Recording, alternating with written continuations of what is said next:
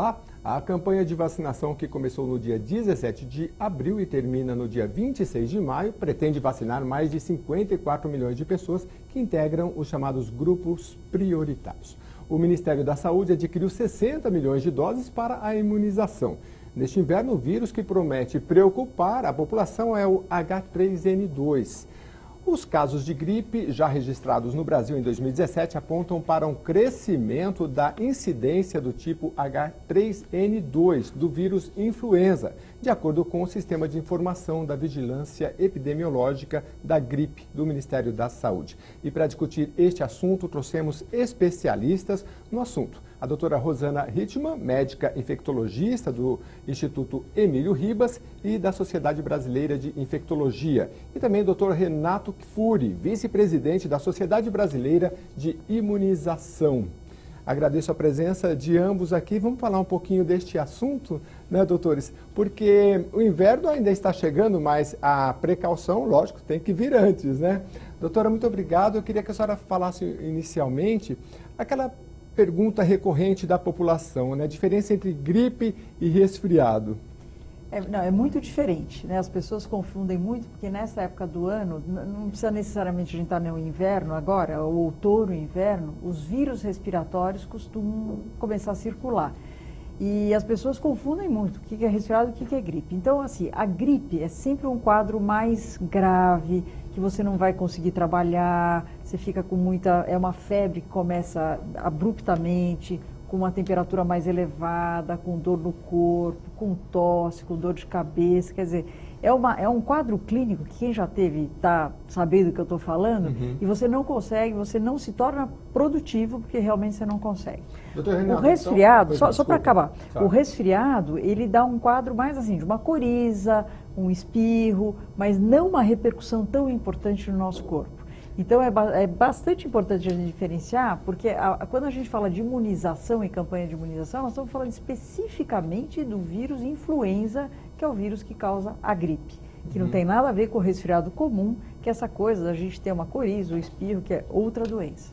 E eu quero que os doutores expliquem um pouquinho para a gente o que é a influenza e os tipos de vírus, né, doutor? Porque conforme a doutora já explicou aqui, não adianta você ligar para o seu chefe e falar, eu não vou porque eu estou resfriado, não dá, né? É a gripe que vai deixar a pessoa de cama com problema e ela que é o objetivo dos estudos, das pesquisas, não é, doutor? Para saber qual é exatamente o vírus que está tendo mais incidência em determinado período, é isso? É isso. Na verdade, o que a Rosana comentou muito bem, a gente tem, o brasileiro tem esse costume de chamar tudo de gripe. Quando ele está com dor de cabeça, quando ele está com sinusite, quando ele está com resfriado, ele chama estou gripado. Quando, na verdade, é um termo não muito correto. A gente deveria reservar esse termo estou gripado quando você está com esse quadro que a Rosana descreveu bem. Um quadro que leva uma prostração, um acometimento do seu estado geral, né? Não é um quadro que te deixa muito bem com esses sintomas leves. Em relação à prevenção, né, do vírus influenza, a vacina vai se dirigir especificamente a esse quadro. Como você perguntou em relação aos tipos de vírus, de gripe, o diferente, talvez a principal característica do vírus influenza causador da gripe é essa capacidade que ele tem de sofrer mutações, que a gente chama, ou variações. Então o vírus se modifica a cada ano um pouquinho e vem no ano seguinte com uma cara diferente, que faz com que o nosso sistema de defesa, nosso sistema imune, não reconhece aquele vírus como já tivesse sido infectado por ele. Vou dar um exemplo, por exemplo, quem já teve cachumba, quem já teve rubéola, quem já teve sarampo, só vai ter essa doença uma vez na vida, porque são vírus muito estáveis, vírus que não mudam. Então você fez uma infecção, teve uma infecção pela cachumba, em teoria você nunca mais vai ter, porque o vírus continua sendo o mesmo. O da gripe não, ele sofre essas alterações e a cada ano vem um vírus um pouquinho diferente, que engana o nosso sistema imune e faz essas epidemias anuais. E a gente vai falar para você agora, muito importante, porque a gente sabe, o inverno está chegando, já começam esses sintomas aí, não só dos resfriados, mas da gripe também. O doutor vai explicar para a gente quem precisa ser vacinado. E antes de entender um pouquinho, acho que a doutora também pode nos ajudar, nesses tipos todos do influenza, H1N1, HN2, HN3, doutora. E aí o doutor já explica para a gente quem é que deve se vacinar, porque não são só os idosos não, né? É muito comum hoje, Jeremias, as pessoas falarem, eu quero a vacina do H1N1, porque isso é o que ficou, que foi o vírus que causou a pandemia em 2009. Então, hoje, quando a gente fala de gripe, imediatamente as pessoas pensam no H1N1. Então, vamos explicar para entender. O vírus influenza, ele é basicamente dividido, classificado com 3 letras, o A, o B e o C, tá? O C praticamente não causa doença no humano, então eu vou tirar ele da nossa conta. Então, basicamente, são 2 tipos de vírus de influenza que nós temos. O vírus influenza A, toda vez que a gente falar a letra H e o N, é o A. Então, tem o H1N1, H3N2, tem várias variações que podem ter do vírus influenza A. Então, são vários vírus ligados a esse influenza A. E o influenza B, ele basicamente, nós temos só 2 linhagens, né? A Yamagata ou a Vitória. Uma dessas 2 linhagens é que vai circular. E em relação à influenza A, a gente nunca sabe exatamente qual é. A pandemia foi a H1N1, né? Que a partir de 2010, todos os anos a gente tem essa cepa dentro das vacinas, e a vacina agora de 2017 também tem, um pouquinho variado, mas também tem. E o H3N2, que é o que neste momento está circulando no nosso país, especialmente aqui na região sudeste. Então, esses vírus, é importante a gente saber, porque, inclusive, quando a gente fala de vacina, quem está nos ouvindo deve ter já ouvido falar, olha, eu sei que tem uma vacina que é trivalente, ou contra 3 vírus, e uma que é quadrivalente contra 4 tipos de vírus. Qual é a diferença? A trivalente protege contra 2 influenza A e 1B, e a quadrivalente são os 2 influenzas B, as 2 linhagens e os 2 de A. Então, é meio complicado, mas em resumo é isso. Agora, doutor Renato, nós conversávamos um pouquinho antes aqui, a doutora me explicava que existe todo um trabalho, um estudo, para que se identifique essas variações, né? E elas são mundiais, né? O senhor, por exemplo, está chegando recentemente de um outro país, o senhor estava num evento, né? Panamá. No Panamá. E quando a pessoa viaja assim de um país para outro, ela pode trazer algum tipo de vírus, e isso pode ser identificado nesses estudos? Excelente pergunta essa, Jeremias, porque a globalização também acontece em relação à globalização das doenças, né? Hoje a velocidade com que novos vírus, por exemplo, que a gente vê a disseminação do vírus da Zika, da chikungunya, própria dengue, a expansão da dengue em vários países, se dá com uma velocidade hoje pela facilidade dos deslocamentos populacionais que a gente tem hoje em dia com a facilidade dos voos e das viagens internacionais. A gripe, como nós temos invernos diferentes no hemisfério norte e no hemisfério sul, as temporadas de maior circulação do vírus da influenza, que é importante destacar que o vírus da gripe gosta do tempo frio e seco. Por isso que no inverno aumenta muitos casos de gripe e de influenza. Então, o hemisfério norte tem a sua temporada, a sua alta temporada de gripe, lá pelo final do ano, novembro, dezembro, janeiro, fevereiro. A gente, no hemisfério sul, circula com esses vírus de influenza mais em maio, junho, julho, época de maio, no inverno nosso aí que circula o vírus da influenza. E nós estamos gravando esse programa no mês de maio de 2017. E o doutor queria que explicasse um pouquinho, principalmente, quem deve se vacinar, doutor, porque isso que a população quer saber, né? Perfeito. Então, como esses vírus sofrem mutações, né, eles vão sofrendo, a Organização Mundial da Saúde, através de uma rede de vigilância mundial, identifica essas alterações e preconiza qual deve ser a composição da vacina para o hemisfério norte e para o hemisfério sul a cada ano. Então as vacinas mudam a sua composição. Quem deve tomar a vacina? Quem tem risco de ter doença mais grave. Então quando a gente olha, se todo mundo tiver influenza, existem algumas pessoas na população que têm um risco de adoecimento com mais gravidade. Hospitaliza mais, vão mais a médicos, complicam mais com pneumonias, até morrem por influenza. São eles, as crianças, os extremos das idades, as crianças e os idosos, as gestantes, né? Aqueles que têm doenças crônicas, então aquele que tem diabetes, aquele que tem uma doença já no pulmão, aquele que tem uma doença cardíaca, é um transplantado, é portador do vírus HIV, está em diálise. Enfim, se você tem uma doença crônica no fígado, no rim, no coração, no pulmão, é diabético, ou está gestante, é idoso ou criança, esses grupos costumam desenvolver quadros mais graves de influenza e são, obviamente, a prioridade dos programas públicos. Essas pessoas devem ser vacinadas com certeza, embora qualquer um possa se vacinar, esses grupos não podem deixar de ser vacinados. Doutor, eu sou alguém fora desta linha aí, porque sou solteiro e não tenho filhos. E aí a minha pergunta é a seguinte, o senhor falou das crianças, né? Aquelas carteirinhas antigamente era tudo de papel, tem que guardar aquilo, hoje está tudo eletronicamente, as pessoas podem acompanhar suas vacinas. O documento vacinal, o sistema de informação ainda não é digitalizado como a gente gostaria no nosso Programa Nacional de Imunizações. Esse é um processo que vem acontecendo há pouco tempo no país e ainda assim a gente não tem registro digital de nominal dessas pessoas que recebem vacinas. Então o documento ainda, eu vou dizer que quase na totalidade do nosso país, ele é um documento ainda em papel. E é importante, sim, guardar para a gente ter o histórico das vacinas que esse indivíduo já tomou. Seja ele criança, seja ele adulto. Lembrar que vacina não é só para criança, né, Genevieve? Claro. Foi-se o tempo que a gente utilizava vacinas somente para prevenir doenças infantis. Certo. A paralisia infantil, o sarampo, a coqueluche. Hoje, para todas as idades, existem vacinas recomendadas. Para gestante, para o adulto, para a mulher, para o viajante, para o idoso e para esses portadores dessas doenças. Então fique atento, porque se você recebeu lá sua carteirinha de papel, hoje com o celular, tira uma foto, guarda isso eletronicamente, porque é importante para que haja esse acompanhamento e não só para criança. E a doutora Rosana vai explicar para a gente. Pois não, doutora? Eu acho que essa dica que você deu é exatamente o que eu ia falar. Hoje a gente fala para os pacientes, fotografe a carteirinha, porque às vezes você está em alguma situação que alguém pergunta, ou teve contato com alguém, sei lá, alguém com catapora. Daí você fala, será que eu já tomei vacina? Será que meu filho tomou vacina? Então é uma forma de você, às vezes, você não sabe onde está a carteirinha, ou não está, ou está viajando. Fotografe.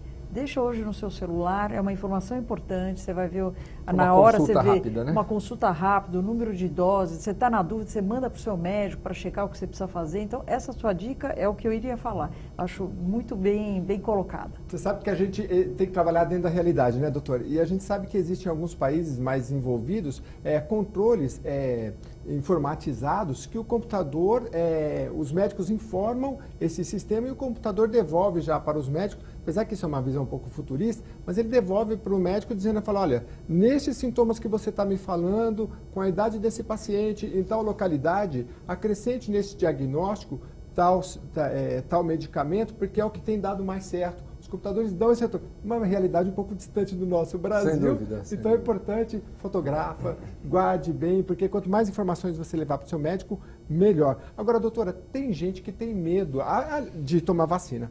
A vacina contra a gripe, ela é na agulha mesmo, né? Não é? Mas não é só da agulha. Às vezes a pessoa fala assim, vou tomar vacina, mas aí a vacina me dá gripe, tem essa coisa ainda no imaginário popular. Explica pra gente. Então, assim, algumas coisas importantes, né? Muitas pessoas, até mais do que a gente imagina, têm medo, receio, não gostam de tomar injeção, uma série de situações. Um dos grupos que a gente também sempre orienta a fazer vacina são os profissionais da saúde. E a gente trabalha em hospital e a gente vê que às vezes tem até enfermeiros que têm medo, falam, não quero saber de vacina. Então, assim, a gente tem que primeiro esclarecer muito bem o mito número 1 em relação à vacina da gripe, que é a história de que eu tomei a vacina e tive gripe. Aí tem assim, febre depois na sequência. Então, vamos lá. A vacina que nós temos aqui no nosso país contra a gripe é uma vacina de vírus inativado, vírus morto. Eu até brinco, eu falo que o vírus é esquartejado, ou seja, não tem nenhuma chance da vacina, do vírus, né, através da vacinação você ter uma gripe. É impossível isso acontecer. Mas não é impossível acontecer o que a gente ouve. Tomei a vacina, depois de 4, 5 dias eu tive uma gripe. Isso a gente ouve com alguma frequência. Então tem alguns cenários importantes. Primeiro, saber se era gripe mesmo.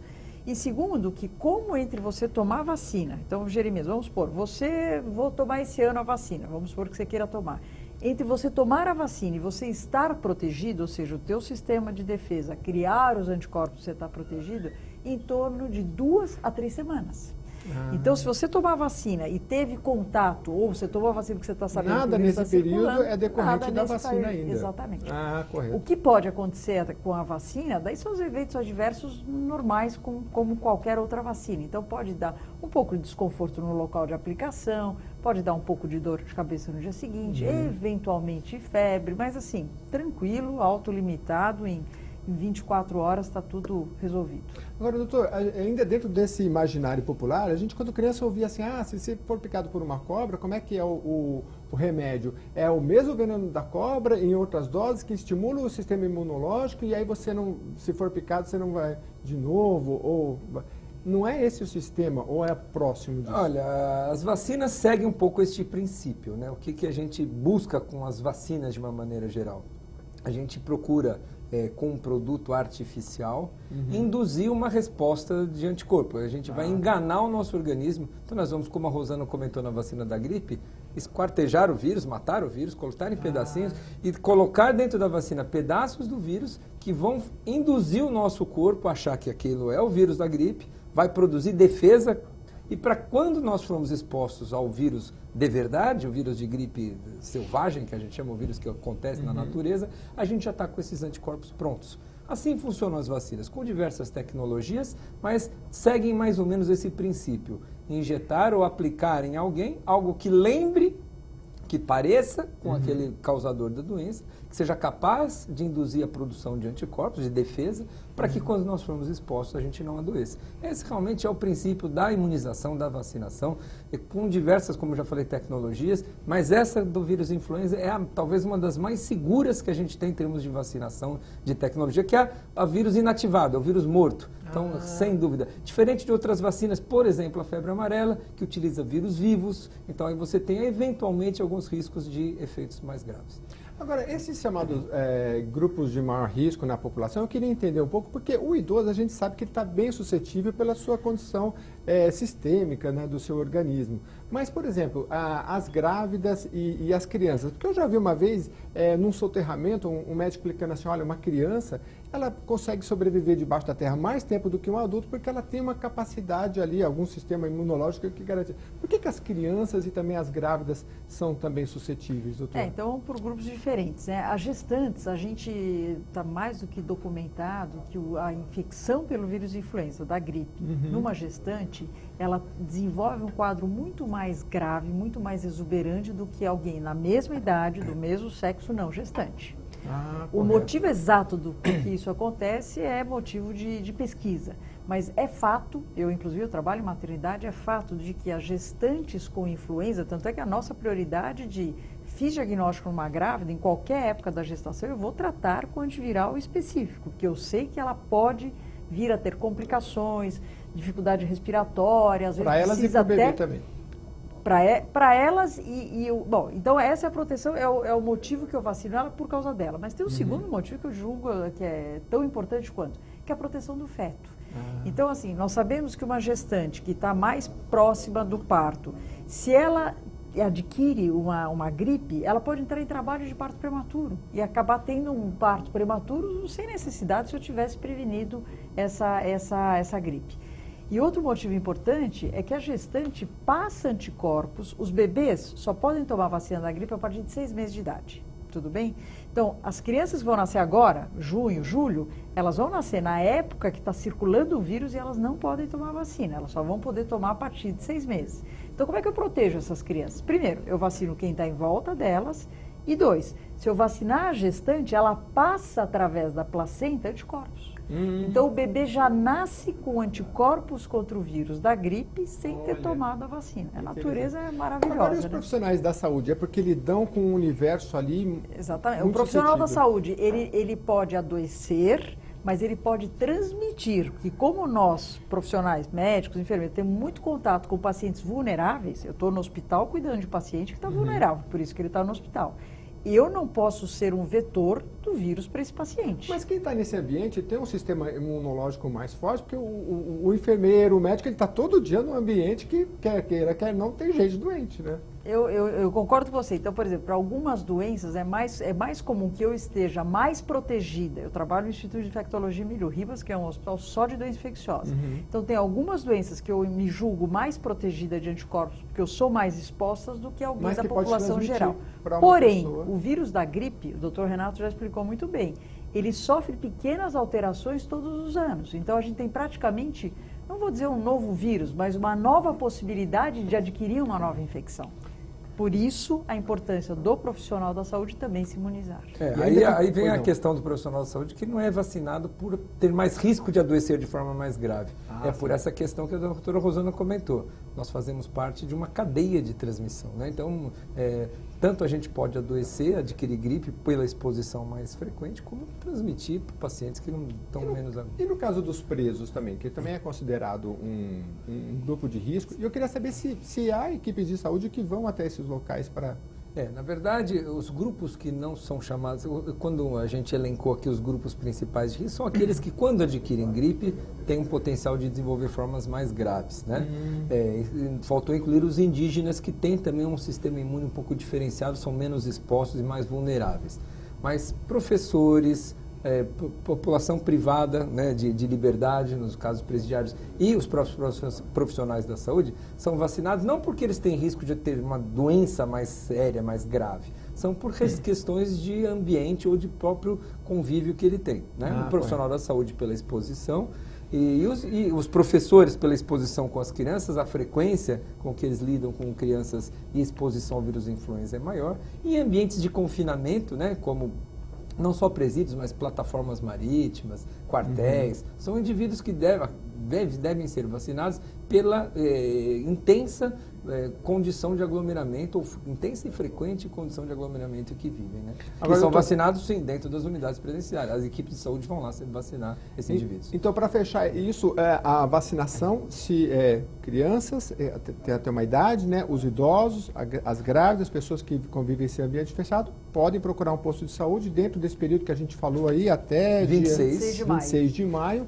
Está à disposição. Eu vou incluir nesse grupo. Por exemplo, se eu não estou nesse grupo, eu posso ir também? Então, só para fechar esse grupo que deve ir na rede pública tomar sua vacina, tem as puérperas, então que acabou de dar à luz exatamente para proteger o bebê que está em casa. Até 40 dias, até 45 dias pós-parto. Elas estão incluídas na campanha, e todos aqueles que têm as doenças crônicas que a gente já falou, que é um monte de gente. Que às vezes não sabe, nem procura médico, né? Quem toma um remédio todo dia por algum motivo, provavelmente tem alguma dessas doenças crônicas que a gente fala. Então, conversa com o seu médico para ver se você se inclui naquela categoria que está, assim, contemplada na rede pública com a vacinação. Agora, doutor, independentemente de estar ou não neste grupo, ninguém quer ficar gripado, né? Nós iniciamos o programa falando da gripe e do resfriado, mas há como se precaver? Não dá, né? Nem para transmissão, porque é muito simples.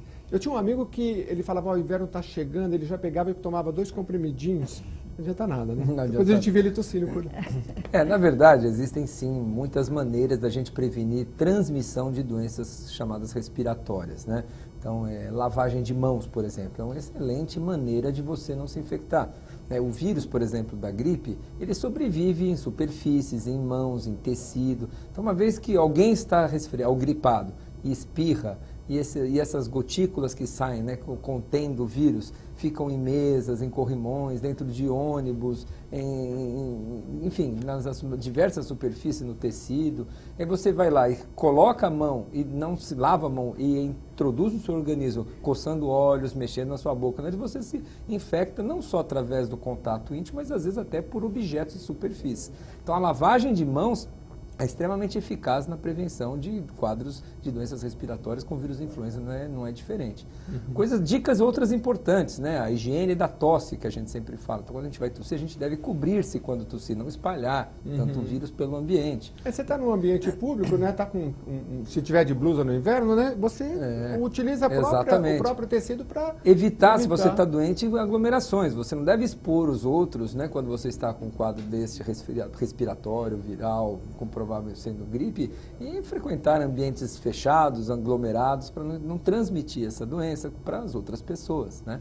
Você deve também ter uma alimentação saudável, você deve procurar ter hábitos saudáveis. A criança deve ser aleitada, o aleitamento materno é extremamente fundamental para a prevenção. A não exposição ao cigarro, né? A gente sabe que o tabaco, a exposição torna o nosso epitélio respiratório, as nossas vias respiratórias mais vulneráveis. Então você tem, além da vacinação, que é fundamental, diversas outras maneiras e de estímulos que você deve ter para prevenir essa transmissão e infecção do vírus e a disseminação do vírus influenza. Doutor, falando uma questão simples, né, doutora, de lavar as mãos, a gente lembra que na época, em 2009, a senhora citava, houve uma pandemia, é isso, né? Isso. Aí o pessoal andava com para todo lado, Máscaras, no ônibus, com máscara, né? Não é para tanto, mas... Eu acho que é para tanto, sim. Não a máscara, mas o gel que você comentou, o gel de álcool, porque você imagina o seguinte, como o Dr. Renato já explicou que o vírus sobrevive em superfície, vamos falar de metal.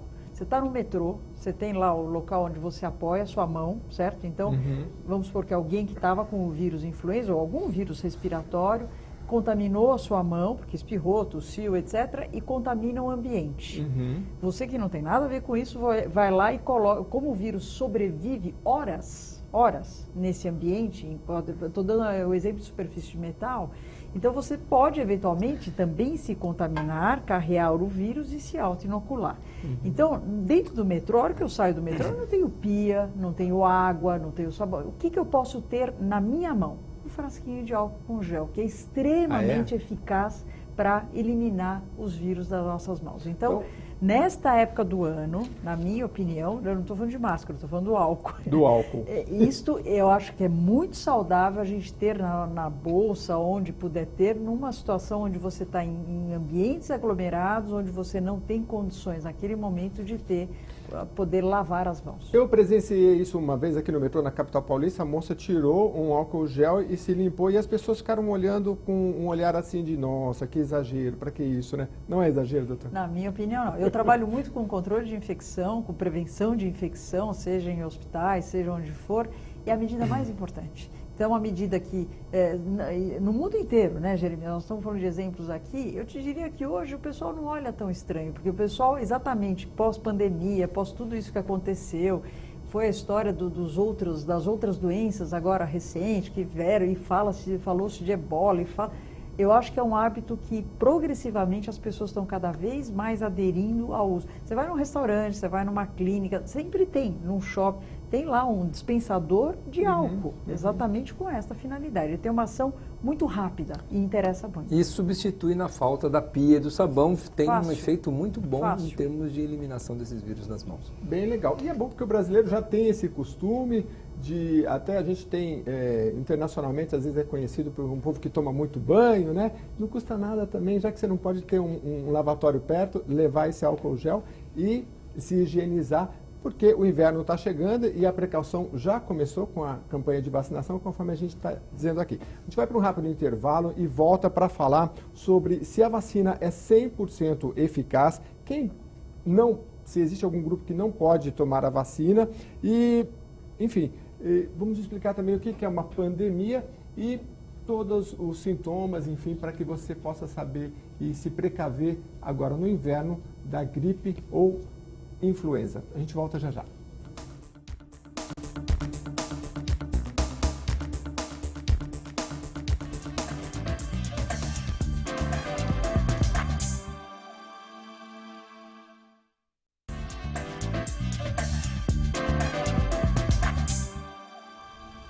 Estamos de volta com o programa Assembleia Debate, que hoje discute a gripe causada pelo vírus influenza. Até a 10ª semana deste ano, as amostras pesquisadas apontaram que mais de 63% das ocorrências de influenza apresentaram o tipo H3N2. Em 2016, no mesmo período, era o H1N1 que comandava a incidência, com 43% de todos os casos de gripe analisados. Para efeito de comparação, em 2017, o H1N1 acometeu 1,9% dos pacientes. O programa Assembleia Debate de hoje recebe os especialistas no assunto, a doutora Rosana Hittmann, médica infectologista do Instituto Emílio Ribas e da Sociedade Brasileira de Infectologia, e também o doutor Renato Kifuri, vice-presidente da Sociedade Brasileira de Imunização, para debater e discutir este assunto. A gente falava, doutora, antes do intervalo, a questão das crianças, muito importante, porque elas estão dentro deste grupo que precisa ser vacinado. Por quê? Então, primeiro que as crianças realmente, elas têm um risco, elas são vulneráveis a ter um quadro mais hospitalizações, principalmente as crianças menores. Então, elas podem sim desenvolver uma gripe mais importante, necessitando de hospitalização, etc. Mas o segundo motivo que eu julgo bastante importante é que as crianças, elas transmitem o vírus por um período maior do que um adulto e um idoso. Então, por exemplo, uma criança que tem contato com o seu avô e a criança adoece, ela tem um risco de transmitir por mais tempo e esse avô adoecer. Como a criança, por ter um sistema imune mais jovem, elas costumam responder melhor à vacina do que uma pessoa que já tem mais idade, porque o nosso sistema imune tem um certo envelhecimento e você acaba respondendo não tão bem. Então, vacinar crianças é para a proteção da criança e, indiretamente, quanto mais crianças vacinadas eu tenho, menor será a circulação do vírus, menor será a transmissibilidade do vírus e, indiretamente, eu protejo aquela população não vacinada, os pais, no caso, ou a população que foi vacinada, mas que pode ter uma resposta um pouquinho pior à vacina. A gente está falando de crianças até que idade? Na campanha é a partir de 6 meses até os menores de 5 anos. Menores de 5 anos. Agora, doutor, quando a gente fala em vacinação nos grupos, e quem não está nesse grupo, pode ou deve ou não deve? Só pegando o gancho no que a Rosana acabou de falar em relação à prevenção, à proteção indireta, não podemos esquecer que alguns grupos, esses indivíduos que são mais vulneráveis, esses pacientes que têm câncer, que estão em quimioterapia, que são transplantados, ou seja, eles se beneficiam muito dessa proteção indireta. Então, aqueles que convivem com esses indivíduos que têm uma baixa do seu sistema imune, respondem mal, ou às vezes nem podem tomar algumas vacinas, se protegem ou se beneficiam daquela proteção indireta, vacinando o pai, o irmão, aqueles que convivem, como o raciocínio das crianças, então, protegendo a criança, a gente indiretamente protege o idoso também, né? Então, mas a vacinação, a campanha, ela tem esse grupo prioritário, e quem não está nesse grupo? Quem não está no grupo prioritário, né, mas lembrar que esses contactantes dessas pessoas podem receber a vacina também gratuitamente, mas qualquer indivíduo pode se beneficiar da vacinação. Qualquer pessoa pode tomar. Qualquer pessoa pode e deveria tomar, né? Alguns países indicam a vacina, ou recomendam, ou disponibilizam a vacina influenza para toda a população, né? Para 100% da população. Infelizmente, a gente vive num país com 200 milhões de habitantes e nem haveria vacina suficiente para vacinar todos. Agora, por isso que nós começamos vacinando os idosos, ampliamos para as crianças, ampliamos para as gestantes, para os portadores de doenças crônicas, aumentamos a faixa etária das crianças até 5 anos, introduzimos os professores esse ano. Hoje o Brasil tem uma expectativa de vacinar 60 milhões de indivíduos nesta temporada, o que dá quase 1/3 da nossa população. Quando a gente está falando de proteção indireta, o poder público ele procura atingir esses grupos principais, como nós já citamos aqui, inclusive de presidiários ou de pessoas que convivem na área da saúde, enfim, né? Agora, essa proteção indireta, então o senhor está dizendo que se eu estou numa família e que eu tenho algumas pessoas com maior risco, é bom que essa família toda se vacine, porque ela vai estar protegendo algum integrante ali que... Exatamente, como as empresas, muitas delas fazem vacinando seus funcionários, né? Então a empresa tem o interesse de vacinar os seus funcionários para diminuir falta ao trabalho, para diminuir circulação, que esse indivíduo vá trabalhar doente e contamine mais pessoas naquele ambiente. Então a vacinação, sempre que possível, é recomendada. A Sociedade Brasileira de Imunizações preconiza o uso da vacina universal. Então, crianças maiores de 5 anos e adultos menores de 60 anos saudáveis, que estão fora desses grupos de recomendação, não são grávidas e nem são portadores de nenhuma doença, podem e, se possível, se puderem serem vacinadas, é extremamente benéfico. E a eficácia, doutora, é 100%? Não. A vacina, são pouquíssimas as vacinas que a gente fala em 100% de eficácia. A gente gostaria muito que fosse assim para tudo, né? Mas a gente sabe que não é bem assim no mundo real. A eficácia da vacina contra o vírus influenza, e daí vamos ficar claro que a gente não está falando de resfriado comum, nós estamos falando de uma doença específica, ela varia um pouco conforme o tipo de estudo que foi feito e a população que está sendo estudada. Mas se eu te falar um número médio aí, nós estamos falando entre 70% a 75% de proteção. E já tem estudos mostrando em que locais onde você consegue uma alta cobertura vacinal, né, onde você consegue de fato vacinar, sei lá, 90% da população alvo daquela vacinação, você documenta uma diminuição de morte e hospitalização relacionada ao vírus influenza.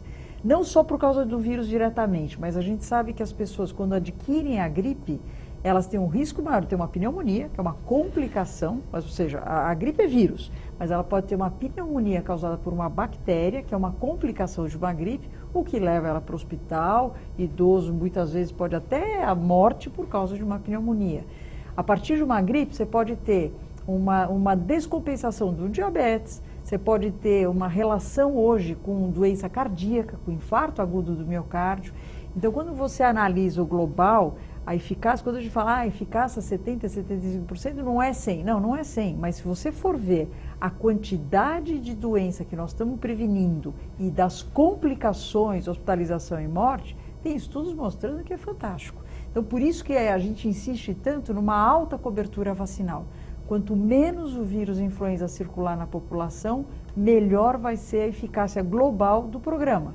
Porque daí quem vacinou, quem não vacinou e quem responde pior à vacina porque está fazendo algum tratamento, etc., todos serão beneficiados. Agora, doutora, tem algum grupo que não pode ser vacinado? Basicamente, é uma vacina muito segura, né? O doutor Renato já comentou, é uma vacina extremamente segura. A contraindicação seria um grupo muito pequeno, porque é um evento muito mais raro, das pessoas que são de fato alérgicos ao ovo. Então, é uma situação que muitas vezes a pessoa chega para nós e fala, eu sou alérgico. Daí a gente pergunta, o que é exatamente essa alergia, né? E você vê que essa pessoa acaba sendo exposta à proteína de ovo por alimentos e não teve nenhuma reação a mais. Então, praticamente você não tem quase contraindicação, é uma contraindicação bastante específica.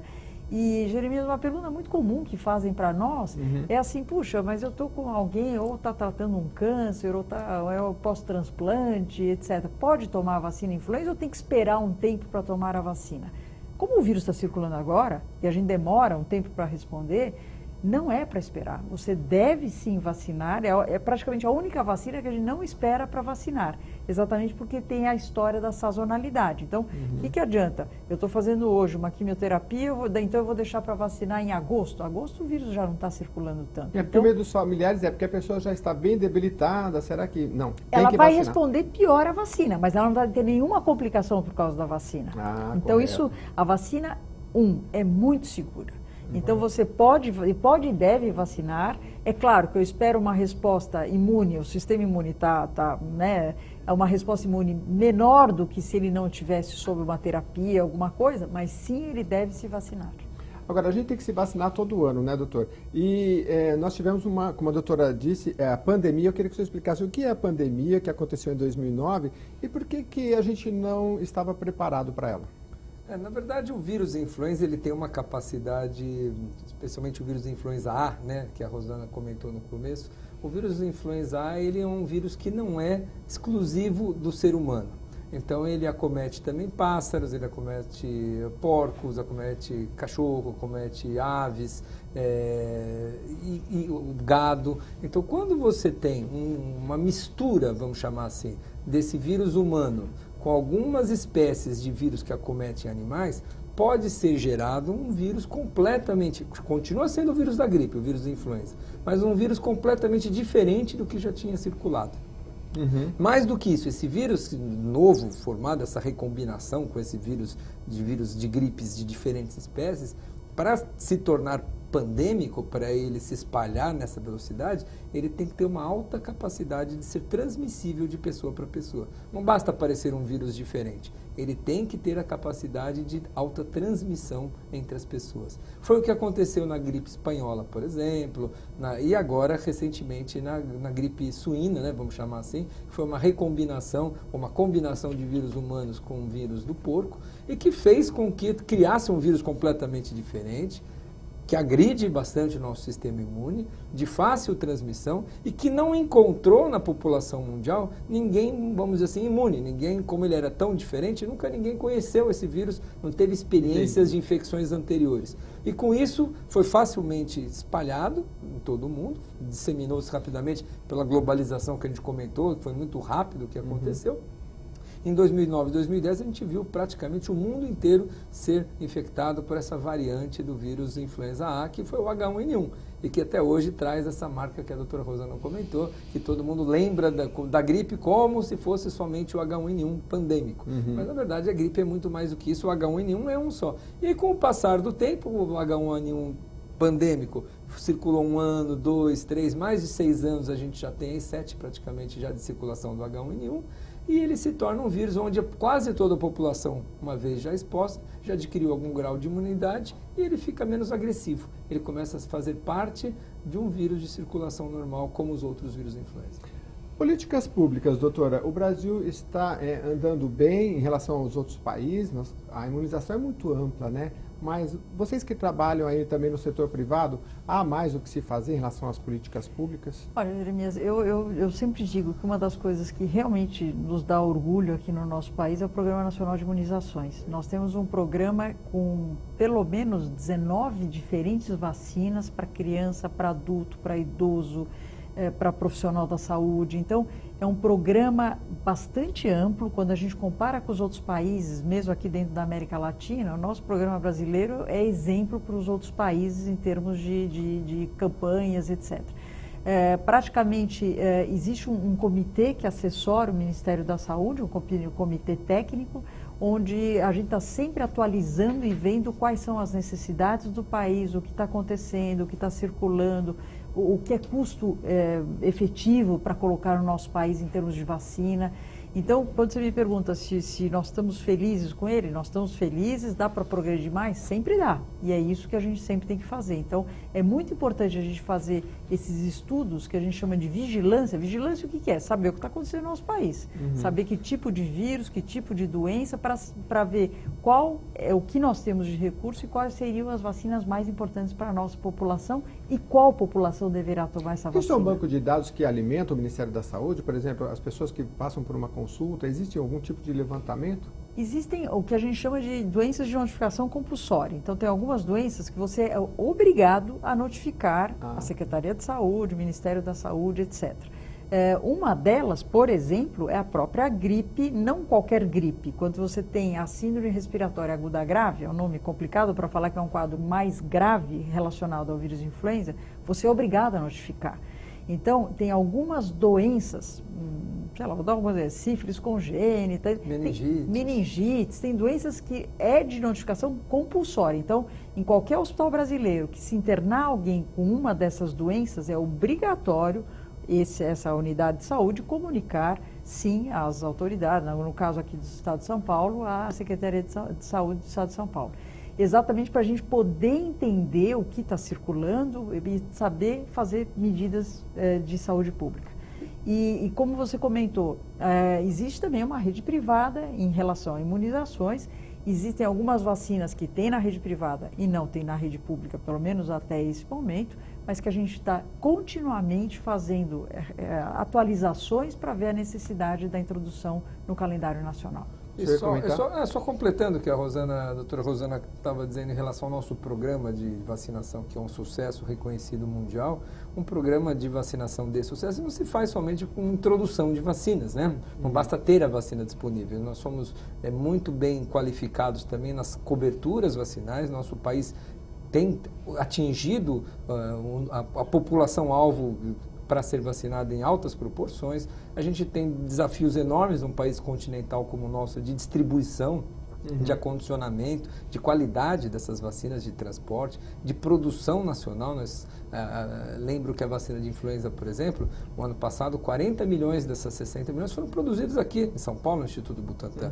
Quer dizer, o Brasil tem uma capacidade produtiva de vacina que o torna autossuficiente na produção, não dependendo de mercado de compra de vacina para conseguir abastecer e prevenir essas doenças na população. Então, o nosso programa reconhecidamente é de sucesso, bem como a doutora Rosana comentou, por conter ou por disponibilizar diversas ou quase todas as vacinas, na pediatria pelo menos, mas ele é de sucesso por muitos outros motivos, né? O programa está chegando ao fim, mas eu antes quero que o Dr. Renato Kifuri, que é o vice-presidente da Sociedade Brasileira de Imunização, deixe aqui um trabalho de utilidade pública em relação às imunizações de forma geral, doutor. Quais são os principais erros que a população comete? A gente falou aqui, quando vai se vacinar, seja para o seu filho ou para ela mesma, o senhor citou que hoje não são só as crianças que têm essa necessidade, os adultos também. Tem que ter um acompanhamento melhor, guardar aqueles informativos ali do posto de saúde, né? Que erros que a população comete? Na verdade, a gente tem que lembrar que depois da água potável, nenhuma ação em saúde pública trouxe tantos benefícios, salvou tantas vidas ou trabalhou tanto para redução de mortalidade ou expectativa de vida mais prolongada que nem as vacinas tiveram esse papel nos últimos anos. erradicamos aqui das Américas a poliomielite, erradicamos o sarampo, erradicamos a rubéola e a síndrome da rubéola congênita. Então, as vacinas cumpriram e cumprem até hoje um papel importantíssimo na prevenção e na saúde pública de nosso país.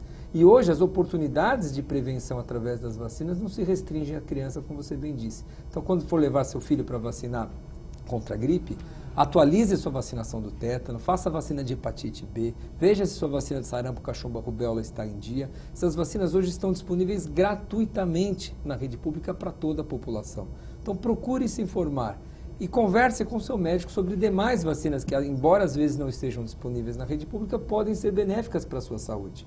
Se você tem uma doença crônica ainda mais importante ainda é essa prevenção estar vinculada às vacinações, às imunizações. Então, vacina realmente salva vidas e hoje a gente perder um indivíduo, ter um óbito causado por doença evitável por vacinação, né?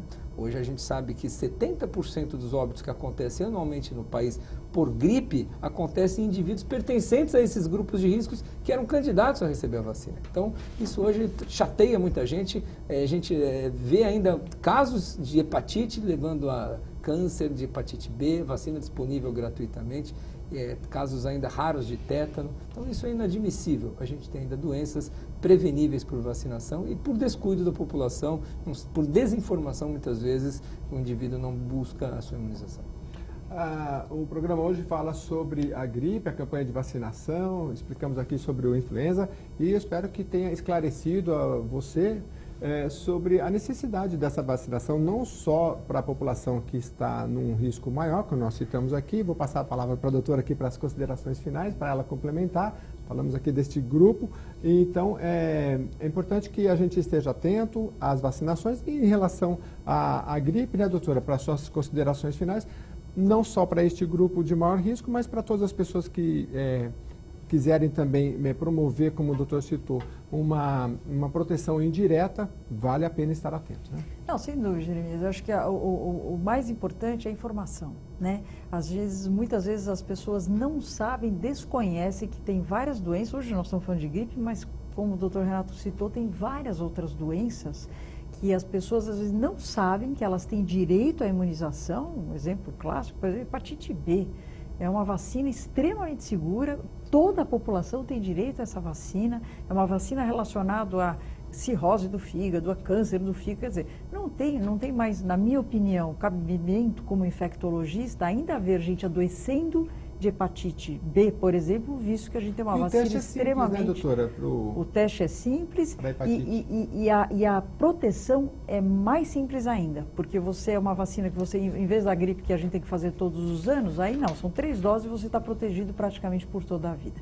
Então, meu recado para todo mundo é assim, converse com o seu médico, veja o que você pode estar recebendo de vacina, o que você pode se você pertence a algum grupo de risco, onde você poderia estar se beneficiando. Então, a gente tem uma frase que a gente sempre fala, eu vou falar aqui, não vacile, vacine.